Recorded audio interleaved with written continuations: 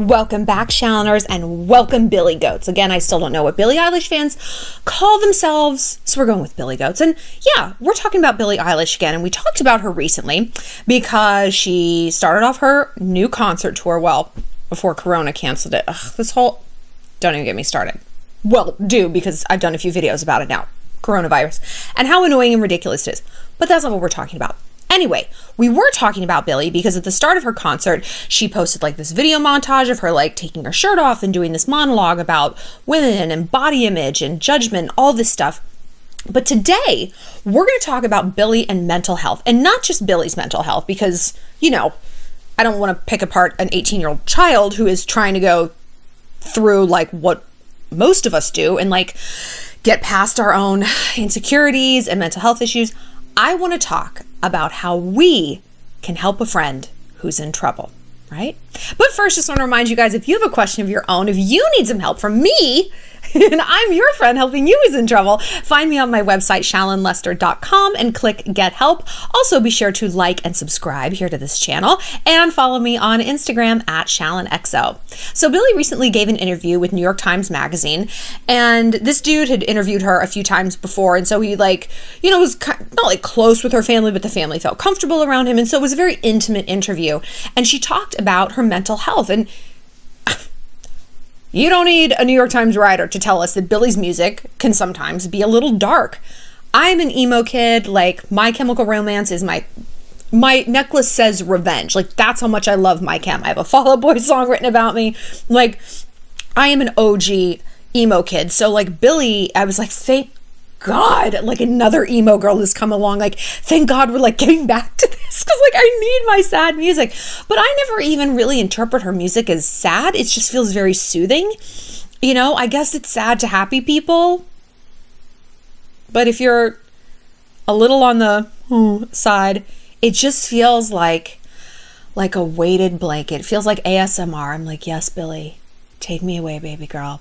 And she was talking about how she overcame depression. And basically, she has said in the past that it's a lot of patience, you know, that, I mean, and it's so true. It's like, she's like, my brain just matured and like kind of finished forming in certain places. And I got through things and I learned better coping mechanisms, you know, and I think she went to therapy and stuff. And that's really, it sounds like such a simple thing. And I'm so glad she said it, because patience is something that adults say to younger people, and it sounds so incredibly condescending. You know, like I remember I was a teenager and like crying, the boys didn't like me and I'm never gonna have a boyfriend. And they'd be like, oh, just you wait. Boys will come. And I was like, no, they won't. And I was like livid that people were saying that to me. It just felt so dismissive. Well, honey, they were right. The boys are here. The boys are in the yard. I got to fight them off with a stick. And I tell you guys that, you know, when you're like, I'm 18, I've never had a boyfriend. I'm like, I swear to God, you are not going to roam this earth alone like the Incredible Hulk. I swear, I promise you, whether you're 18 or 28 or 38, like, and if you do think there's something wrong, we fix it, right? We fix it. But I'm glad that Billie said that, you know, because for someone who just went through it and is like still going through it, to be like a half a block ahead of everyone else is like very, you know, the words carry more weight. So it's really good that she's opening up about that kind of stuff. But one thing that stuck out to me in the interview, and they talked a lot about her song, Everything I Wanted. And it was one of her most recent singles, just a little bit older than No Time to Die, which I swear got me through my breakup. Like, I was like, oh, it's almost no time to die o'clock. Like, I'm like this volcano of pressure and sadness. And then it's like, I hear it and I'm like, oh, I can relax now, you know? And then a few hours goes by, gotta listen to it again. Like her music has that effect on a lot of people. And that's why I stan her. I love her so much. But Everything I Wanted, I didn't know it was like a suicide song. And that's the cool thing about music, you know, and poetry is it has a different interpretation to different people. It has a different meaning. I listened to Everything I Wanted and I heard, you know, somewhat kind of like the horror of achieving something. And now you're like, oh, fuck. Where do we go from here? And worse, wait a minute. I've achieved this thing that I've been chasing forever and ever, whether it's a book deal, a corner office, 400,000 followers on YouTube, a boyfriend, a marriage, a baby, and I'm not blindingly, incandescently happy? Now what are we gonna do? Now what? You know? I heard that in there. But apparently she wrote it like she would have dreams of like suicide, and you know, that this was sort of like, I get everything I wanted. I killed myself. And she had a lot of suicidal ideation, like a lot of romanticized thoughts about suicide. And she had said that she didn't think she was going to make it to 17. And music was kind of like that which nourished her also destroyed her. You know, it was her outlet and the way she worked through these things. But then with the music came the success, which it's like, well, you can't complain about it necessarily, because of course this is like what you wanted, everything I wanted. But then it's like, but this fame is destroying me, you know, and it's like everyone wants something from me now, and there's all this pressure, and there's like backlash. If I say something, it's like, I'm 17, I'm gonna say stupid things, like, hello. Also, I'm a human being, I'm gonna say stupid things. So it was a lot of thoughts and conflicts and tension in that song. And Finneas, her brother, her older brother, who's 22, he's her producer, and they have a really, really close relationship, probably because they were homeschooled. And Billie had said that she's like, if we were both in school, Finneas would have been bullied and I would have been a bully. I was like, you know what, girl? Yeah. If I had to go back to high school now, I'd be such a mean girl. I'd be like, hey, Caitlin, remember you're mean to the deaf girl? You look fat. That's what I do. I'd be like a vigilante bully, like the Robin Hood of bullies. Like, pay me $10 and I will bully the bully for you. I'll beat the shit out of them if someone's mean to you guys. You know I'll cyberbully your enemies because you don't mess with the Shallontrage. No, you don't. So Finneas was saying that he's produced all of her songs and they would co-write together, and when he was doing this song, Everything I Wanted, he kind of like hit this wall, and he's like, I'm not writing these sad songs anymore with you. He's like, it's basically like, you don't know what this does to your family. Like, you don't know how worried your family is when you write these like kill myself songs. They're really upsetting to people who love you. And he used a phrase that I love. He's like, I felt like by continuing to work on these songs, I was enabling her, and it was like giving an alcoholic a beer. And that stuck in my mind. I was like, wow. And he put his foot down. He's like, we're not doing this. He's like, I will write these songs with you once you're on the other side of this, mentality. So that's when she kind of was like, okay, like the writing's on the wall. Like, I'm going to get some help. I'm going to work through these things. I'm not going to romanticize how I'm feeling. And it's interesting that we as humans romanticize misery, like logically, like what kind of sense does that make? But still to this day, and certainly when I was younger and in my severe depression that I experienced in college, like when I was Billie's age, and that's the time, a lot of it, mental health issues, that's when they present when you're in your early 20s. My favorite book was The Virgin Suicides. I still have the copy, and it's like underlined and highlighted and dogged. It was like my Bible, and I had romanticized suicide in such an extreme way. Let me fucking tell you something, okay? If you're out there doing it, it's not romantic. You ever seen someone who's dead? It's not cute. It's not beautiful. It's not gorgeous and romantic and Lord Byron-ish. It's not. It's frightening and it's awful. And I've had people very close to me commit suicide, and I've seen it happen to other people. And you better wake the fuck up, because there's nothing romantic about it. And no one's gonna forgive you, dude. No one's going to forgive you. They're not going to be like, oh, this is just so romantic. No, you're going to leave broken people behind. And you are selfish as fuck if you do that. You are. You are. To do that to your mother, to your sister, to your friends. And maybe you're thinking, well, I don't have any of those people. Or the people that I do have, they don't love me. Okay, you love you. You know who loves you? I do. The Shallontrage loves you. We're here for you, okay? There is a Shallontrage WhatsApp group for mental health that you can join, and you can get some help, and everyone talks about it. What we don't do is this romanticized idealization, right? It's not helpful. It doesn't help anyone. You were not created by accident. You were not a mistake. Maybe your parents didn't intend on getting pregnant. Who gives a shit? Who cares? God did not form you in a mistake. I just don't believe that. Like, if you're here on this channel, you've got a seed of greatness inside of you. You do. There's something in you that wants to make your life better. Maybe you don't know how. Maybe it feels hopeless, but you've started. You've started. You're here and you've started. And the first step's the hardest step. When you're trying to lose weight, it's like, just the thought of like putting on that sports bra, getting in the car is like, But once you're there, once you start, the journey of 1,000 steps begins with a single step, right? And you kind of just got to keep putting one foot in front of the other. So if you are here, you want to live, you want to be happy, and we can teach you how. That's what we do here. We change lives. It's not that hard. It really isn't. And that's like the gift and the curse, is when you realize it's like, oh, being happy is like easier than I think, wait, what? But then you got to look yourself in the eye and be like, do I want to be happy? Or have I created my own victim narrative? We're going to do a whole other video on how to snap out of a victim narrative, because we talk about professional victims all the time. Taylor Swift, Selena Gomez, like boys we've dated who have victim narratives. And like, it's no fun to feel like a victim, right? You feel powerless. You feel like a passenger in your own life. And let me tell you something, girl, you annoy the fuck out of everyone who knows you, right? But we're not here to talk about when we're the one who's hurting. I mean, kind of. You're going to get something out of this too if you are hurting. We're here to talk about what happens if you're the Finneas. Not if you're the Billie, if you're the Finneas, right? If you're watching someone you love devolve. So there's two kinds of devolving. There's the kind that the person likes, that the Billie likes, and there's the kind that the Billie doesn't like, right? There's the kind that they're doing because they're getting an emotional payout from it.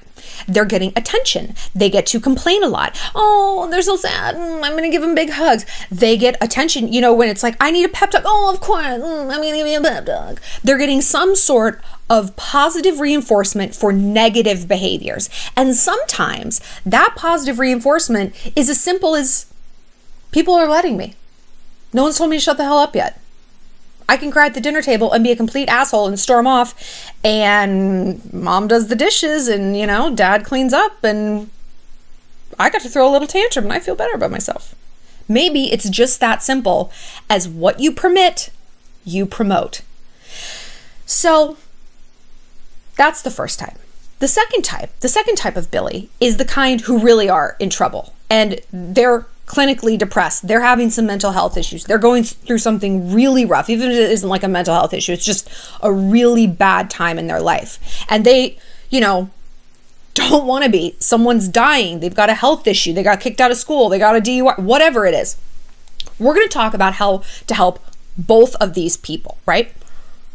Let's start with the annoying kind. Let's start with the one getting the payout for something that isn't positive, okay? The annoying Billie. Not that she's annoying, but we're just going to call her that. It goes back to what Finneas says, handing an alcoholic a beer. I really believe that when we see patterns in our lives, in the Finneas life, not the Billie life, in our Finneas life, we have to look around and acknowledge that it is a pattern, right? Given what I do for a living, I help people all day long. I fall into this role of a rescuer, and this was the construct of my relationship with Max. Chaos, he created chaos, and I rescued it, I don't believe that is his natural state. I believe that he is not a bad person. I believe he's a broken person. And broken things can get fixed, but I am no longer a rehabilitation center for broken men. I'm actually fucking not. We're all closed for business here, okay? So when that relationship ended, I made a promise to myself to shutter the doors of the Shallon Lester idiot man rehabilitation clinic. We're not doing this anymore. And I made a commitment to figure out why I tolerate, why I permit, and why I promote this. Not just in my romantic relationships, because I had to acknowledge that it wasn't just there. It wasn't just there. I started to look around at my friendships and I realized I don't give advice, I bark orders. And if they don't listen, I don't want to talk to them and I'm mad and then I stew about it and I'm like, here's another epiphany. I said 4 minutes ago in this video that I would cyberbully anyone you guys wanted me to. Why do I need to do that? I don't need to be the sword and the shield for every single person in my life, whether it's real life or internet life. You know, like, I don't need to fix and rescue everyone. I just don't. I have to tilt this camera down. Oh, that feels better, right? And so I had to get to the bottom of why I'm like that. So I went to therapy, and I still go to therapy. I go to therapy all the time. And it was like, I wanted to act like it was isolated. Oh no, this is my relation. This is just my boyfriend, this situation, blah, blah, blah, blah. Oh, it's just then this friend's annoying, blah, blah, blah, blah. And my therapist is like, hey, dummy, boop, those are connected. And they're connected because that was my role in my family. I was the rescuer, I was the fixer, you know? 2 people in my family, there was tension between them, and it's like, real or imagined, I felt like my role was to fix it. If I didn't like, like put on a little show and make everyone laugh, you know, it would be tense forever. So I became very funny. And then as I got older and I was like, okay, well, I'm not going to like do a tap dance after dessert just to ease the tension. I'm going to get very, very good at persuasion. I'm going to get very good at psychology and manipulation, you know, and fixing people's problems so that I can fix what's going on between these 2 people in my family. Because if I don't fix it, it doesn't get fixed. And maybe that was real, maybe that was perception, but perception is reality, right? Especially when you're a child, and especially in the context of your own family. I mean, there's no one else coming to save you. This is what it is. So once I figured that out, everything else became clear, right? And everything shifted. I shuttered the doors to the Shallon Lester Rehab Center for Idiot Men. I shuttered the door to the Shallon Lester Barking Orders Friendship Clinic. And I was able to root out which friends I was being the asshole. You know, I was like, rah, rah, rah. And then which people were being a Billie, were being a bad Billie. Friends who didn't want to get better. Friends who weren't friends at all. Friends who were getting a negative, or engaging in a negative behavior and getting a positive emotional payout from me and how I was contributing. But it wasn't until I knew why I was doing that I could begin to dismantle that, right? And it's like, you have to know, because if you don't come from a place of self-awareness, you're vulnerable to attack. You know, I love war. I love war. And like, the number one thing you have to know when you go into battle is not what the enemy possesses. It's what you possess. How many tanks do we have? How much artillery? Do we have chemical weapons? Like, what do we got behind it? What do we got? What are we working with? Because if you don't know what you can defend yourself against and what you can't. So psychology is the same way, and human relationships are the same way. It's like, I don't know, I can't be half of a whole if I don't know what half I am. And that goes for any sort of whole, relationships or friendships or family dynamics or a coworker situation, whatever. So once I realized that about myself, I was able to look at this one particular friend and be like, we're cutting the shit. Okay? We're cutting the shit as of today.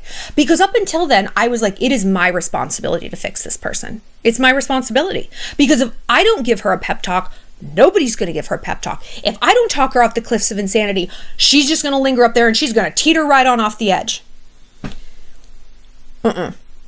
So there came a point, and I encourage you guys to get to this point. Even if you don't go through 6 months of therapy prior, you know, you're allowed to kind of skip ahead. You're allowed to sort of like copy and paste my therapy lessons into your life and be like, all right, we're jumping right to the part where I put up some boundaries. You're allowed to sit down with them and be like, hey, you're not pulling out of this, right? Let's say it's a breakup. Let's say that they're spiraling over a breakup. Be like, it's been 6 months since you've been crying over James, and it's kind of going nowhere. Like, of course you should grieve, of course you should be upset, but it's become your normal way of behaving and interacting with the world. And I'm going to be real with you, we're over it. And make sure you use the word we. We are over it. We, the world, are over this. We, your group of friends, we, your family, we are done. The circus is pulling up stakes and heading on out of town. Okay? And it's like, it's hard because you don't want to be harsh. But again, if you were dealing with an alcoholic who's trying to get a beer out of your hand, would you be like, you know, oh, hey, well, you know, we don't want to. You'd be like, no, sit down. You're not getting this. No. You would talk to them like someone manipulating you, like someone throwing a tantrum. And what do we say is the number one thing someone uses to manipulate us with? Pity. Pity. Makes us all very malleable. And it should also make you mad. Because when someone presses on our pity, what they're pressing on is love. Love. Either love for humanity, love for someone, there by the grace of God go I, or it's love like specifically for them. Our greatest strength is our ability to love, our greatest strength.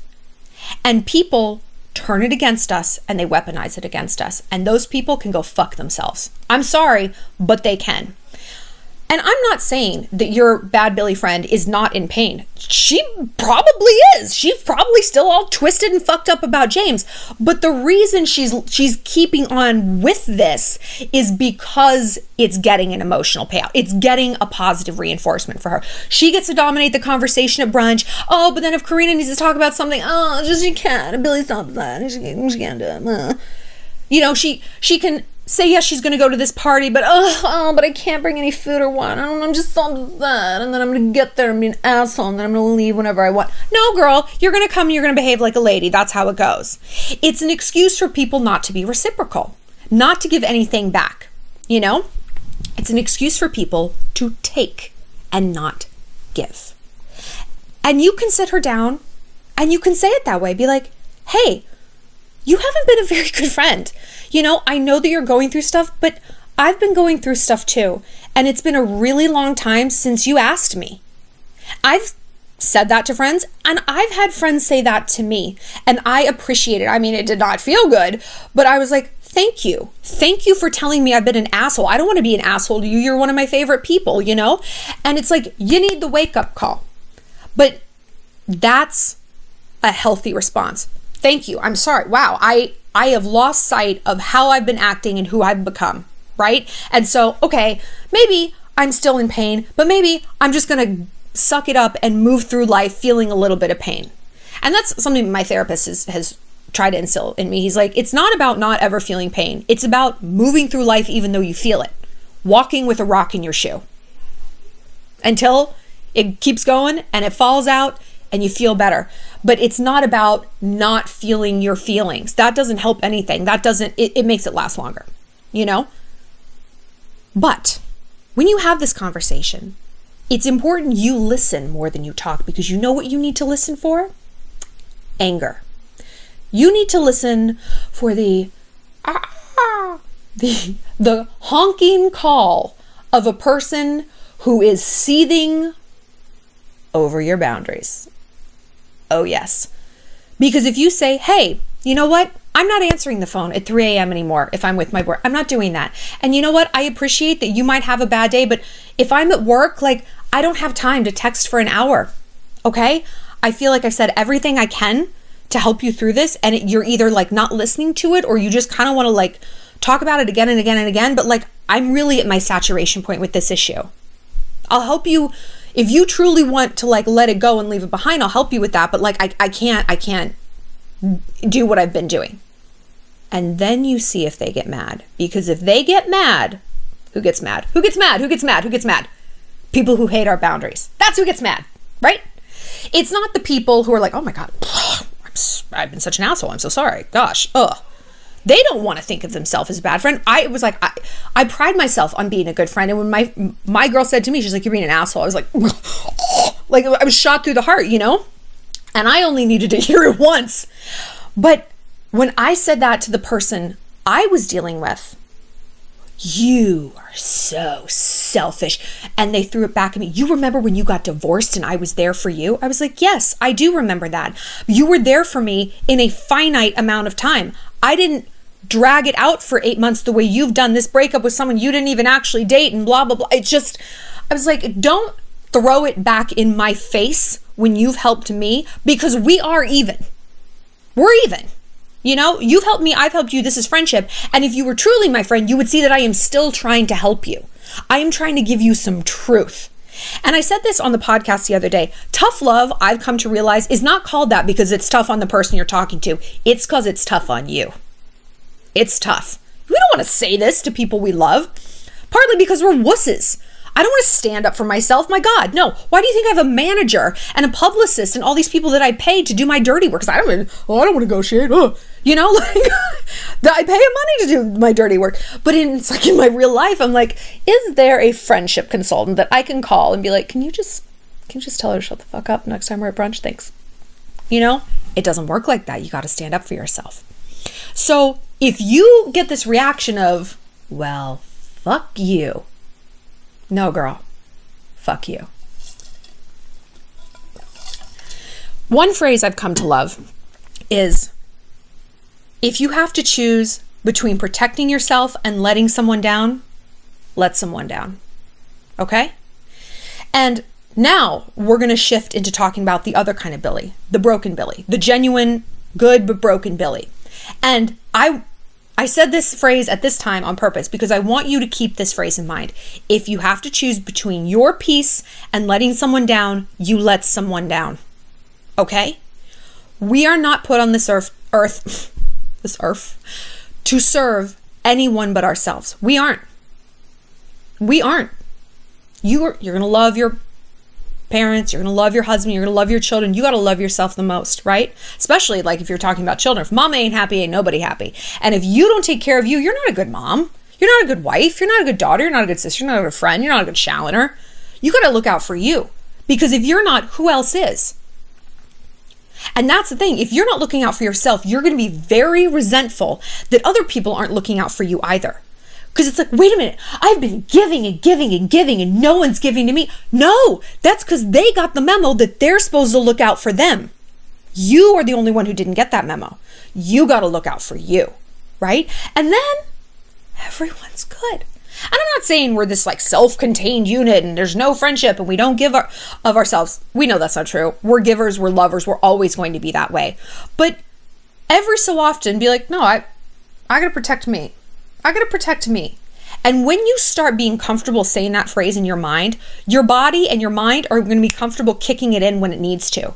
It's going to be comfortable deploying that phrase in your mind and that boundary in a time when you sense that people are breaching your boundaries. Oh, that doesn't feel good. I'm not going to do that. I'm going to look out for me. No, I'm not going to answer that text right now. I'm not going to give her $200. I got to look out for me. It's like a muscle. You got to flex it to get good at it, you know? You got to work it and condition it.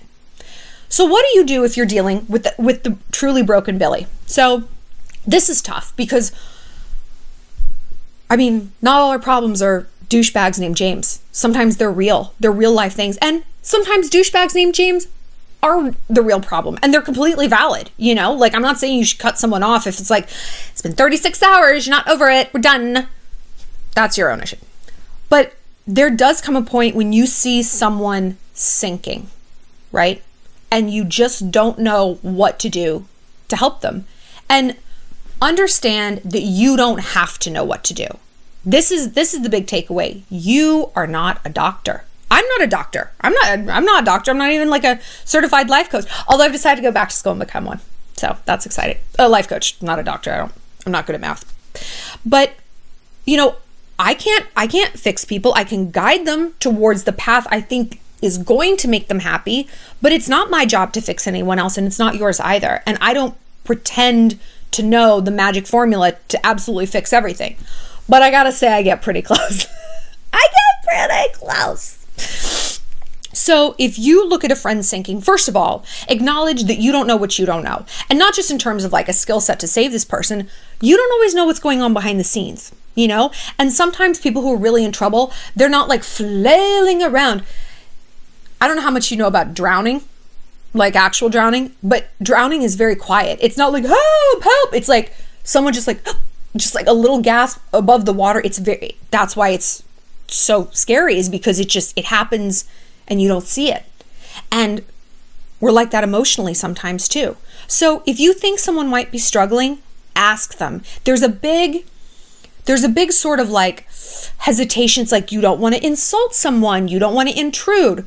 When I've been upset, just even if I didn't think that my friend could help me or fix anything, you know, like after my breakup, it's like my friends were always checking in on me. Hey, I'm thinking of you. I love you. How are you doing? Do you need anything? And it's like, I was always like, I'm sad, or I'm okay, or I don't need anything. But it's like just knowing that they thought to ask me meant so much, because when you're in pain, the number one thing you feel is alone. You feel isolated. You look around at everyone on earth and all you see are smiles and happy faces, and all you think is, why can't that be me?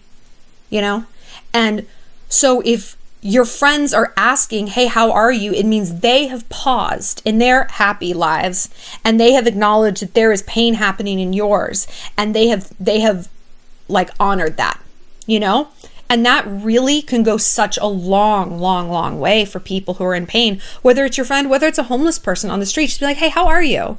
Here's a cup of coffee. Like, this is all I can afford, but hey, like, I'm just going to give you a smile and look you in the eye. And I might be the only person this week who makes eye contact with you. Think about that. Think about living like that, That's a whole other separate conversation. It's so sad. So you sit your broken Billie friend down. You're like, hey, I can see that you are really going through it. And maybe if you don't know about it, you can be like, you don't have to tell me all the details. That's completely okay. And maybe I'm way off base and maybe you're fine. But in the off chance that you're not, I would rather be overly cautious about how you're feeling rather than ever you think I didn't care or I was being neglectful. And I'll be honest with you, I don't know how to fix what's going on. I don't know how to fix the fact that your grandfather died. I don't know how to fix the fact that your husband left you, that you got fired from your job, whatever. But I can help make you feel less alone. And there's some practical things you can do. A lot of times, like I said, we're out of our depth, and it's like I can give you hugs, but it's like people a lot of times, they need more. They need like medical intervention. Everyone needs a therapist. Everyone needs a therapist, like everyone needs a dentist and a chiropractor, And people like, chiropractors, girl, you've obviously never had a bad back. My mom and her friends are like hooting it up out there. The champagne's, the Sauvignon Blanc is open. By the way, I've asked my mom to do a video with me like 500 times. She's camera shy. She's like, no. I was like, how about if you just sit off frame? Just sit like outside of the camera and I'll talk to you like you're in the witness protection program. The Shallon protection program. But, okay. So there are practical things you can do and to incorporate like real professionals. The idea of finding a therapist, even when you're happy on the best day, is like, oh my God. I had to find a dude to fix a broken piece of luggage. I put it off for weeks, 4 weeks. I was like, this is agony. How am I ever going to do this? What, am I going to get out my phone, do a 3-word Google search? I can't bear it. My mom had to do it for me. Luggage. So if you're dealing with a mental health issue or depression or something like that, I mean, you can barely brush your teeth in the morning, let alone it's like, well, let me sort out the intricacies of my insurance. And if you're young, you might not have ever dealt with like making your own doctor's appointments before. Like, I get it. So this is what you can do to help. You do that shit for him. Slicing through bureaucracy is like a gift, truly, that has no value. It's priceless. And I've said this in a video before. Be like, I'm coming over tonight. We're ordering sushi. You're going to give me your insurance card, or we're going to do it during business hours because they're closed. You're going to give me your insurance card. You're going to sit on the couch, okay, and make a list of things you want to talk to a therapist about. That's all you need to do. You need to put on some fuzzy socks and that's it. I'm going to call your insurance and I'm going to get you appointments with 3 different therapists or 1 different therapist, a psychologist and a psychiatrist and a cognitive behavioral therapist, blah, blah, blah, blah. I'm going to sort out exactly how much it's going to cost, exactly where they are. I'm going to make the appointment times because we have the detachment there. It's no skin off our back. It's maybe annoying to be on hold, but like, it's not like, oh my God, I have to change my life. I have to confront all my issues. I have to sit on the phone. I have to call this phone number. I have to talk to some lady. No. Truly, that could be so helpful. If you have a friend who's in a bad relationship and she doesn't know how to get out, be like, I'm coming over with boxes and we're going to pack your shit up. Okay? Sometimes people just need a little lead in the right direction and they're like, okay. Even if they end up doing most of it, just knowing that you're there means so, so much. So much. Like, we're going to come over. We're going to wash your hair. We're going to put on clean clothes. We're going to change your sheets and we're going to get you out of the goddamn house. You've been in here for 25 days. Let them know that you're showing up and you got boundaries. Tough love. Now with the other person, the other type of Billie, the emphasis was on the tough. With this person, it's still going to be tough love, but the emphasis is going to be on the love, right? And you're going to let them know it's like, I'm not going anywhere, but neither are you, bitch, okay?